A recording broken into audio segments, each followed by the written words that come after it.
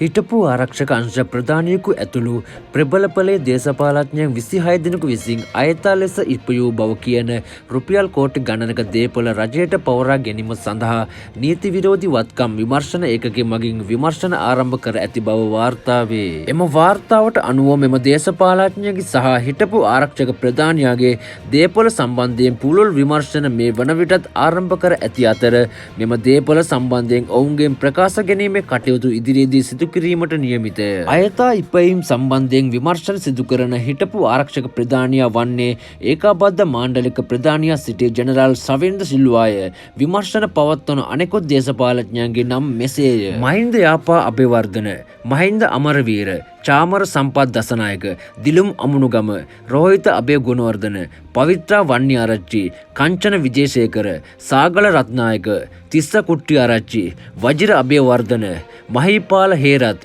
Anura පියදර්ශන Yapa, මනුෂ Nanayakkara, Vadivel Suresh, තුසාර Sanjeewa Pathirana, Harshana Rajakaruna, ශාංකිය රාසමාණික්කම්, පිල්ලයන්, H.M.. Chandrasena, ශාන්ත අබේසේකරය. මෙම දේශපාලකයන්ගේ සහ හිටපු හමුදා ප්‍රධානිගේ අයථා දේපොළ ඉපයීම් සම්බන්ධයෙන් විමර්ශන පවත්වා ඒවා පවරාගෙන පසුව අධිකරණය වෙත ඉදිරිපත් කිරීමට කටයුතු කරන බව විමර්ශන නිලධාරියෙක් පවසා ඇත.